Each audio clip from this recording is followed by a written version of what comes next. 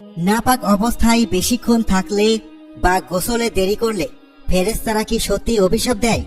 নাপাক ব্যক্তির প্রতিটি চুলের গোড়ায় শয়তান থাকে, এটি কতটা সত্যি?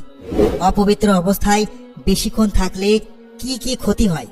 একজন মুসলমান হিসেবে এগুলো জানা আমাদের অবশ্যই প্রয়োজন, তাই ভিডিওটি শেষ পর্যন্ত দেখতে থাকুন।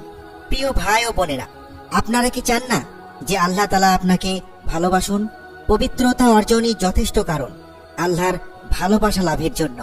আল্লাহ তাআলা বলেছেন, নিশ্চয় আল্লাহ তওবাকারীদের এবং পবিত্রতা প্রিয়দের ভালোবাসেন। আমাদের মধ্যে এমন কে আছে যে পূর্ণ ঈমান অর্জন করতে চায় না? আপনি কি প্রিয় নবী সাল্লাল্লাহু আলাইহি ওয়াসাল্লামের এই কথা বিবেচনা করেছেন? পবিত্রতা ঈমানের অর্ধেক। পবিত্রতা কিছু ইবাদতের শর্ত, যেমন সালাত ও তাওয়াফ। মুসলিমরা অন্যদের থেকে পরিচ্ছন্নতা ও পবিত্রতায় আলাদা। ইসলাম আমাদের পবিত্রতার নির্দেশ দিয়েছে এবং এটি বাধ্যতামূলক করেছে যেন আমরা আল্লাহ তাআলার ফরজকৃত ইবাদতগুলো যথাযথভাবে পালন করতে পারি। মুসলিমদের জন্য উচিত, যারা আল্লাহর ভালোবাসা অর্জন করতে চায় তারা যেন সব সময় পবিত্র থাকে। এখন প্রশ্ন হলো, নাপাক অবস্থায় ঘর থেকে বের হওয়ার বিধান কি? এটি কি বৈধ, নাকি বের হওয়ার আগে অবশ্যই গোসল করতে হবে? এবং ফেরেশতারা কি গোসল দেরি করায় অভিশাপ দেয়? উলামারা বলেছেন, পুরুষ বা নারী যে কেউ নাপাক অবস্থায় গোসল না করেই ঘর থেকে বের হতে পারে, এতে কোনো সমস্যা নেই। এই বিষয়ে হাদিসে বর্ণিত হয়েছে। আবু হুরায়রা রাদিয়াল্লাহু তাআলা আনহু বলেছেন, নবী সাল্লাল্লাহু আলাইহি ওয়াসাল্লাম একদিন মদিনার এক রাস্তায় তাকে পেলেন। তখন তিনি নাপাক ছিলেন। তিনি লুকিয়ে গিয়ে গোসল করলেন। পরে নবী সাল্লাল্লাহু আলাইহি ওয়াসাল্লাম তাকে খুঁজে পেয়ে বললেন, তুমি কোথায় ছিলে হে আবু হুরায়রা?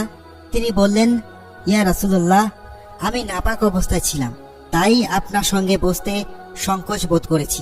তখন নবী সাল্লাল্লাহু আলাইহি ওয়াসাল্লাম বললেন, সুবহানাল্লাহ, মুমিন অপবিত্র হয় না, তবে নাপাক অবস্থায় সালাতের সময় কাজা হওয়ার মতো দীর্ঘ সময় গোসল দেরি করা বৈধ নয়।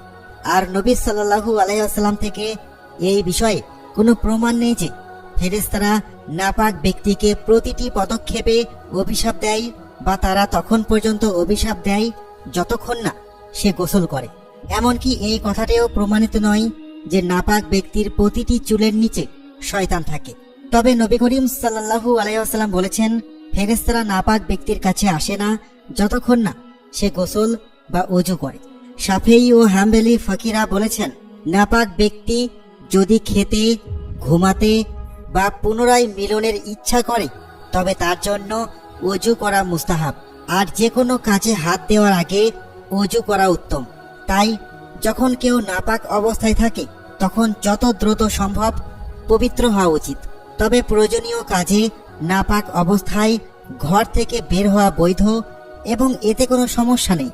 গোসল তৎক্ষণাৎ করা ফরজ নয়, তবে ফাকিহদের মতে দেরি না করাই উত্তম। গোসল ছাড়া নাপাক অবস্থায় সালাত, তাওয়াফ, মসজিদে অবস্থান, কোরআন পাঠ এবং কোরআন স্পর্শ করা নিষিদ্ধ, তবে এর বাইরে কোনো কাজে সমস্যা নেই। আল্লাহ আমাদের তওবাকারী এবং পবিত্রতা প্রিয়দের অন্তর্ভুক্ত করুন। আল্লাহ আমাদের উপকারে জ্ঞান দান করুন এবং আমাদের যা শিখিয়েছেন তা দ্বারা উপকৃত করুন। আমিন।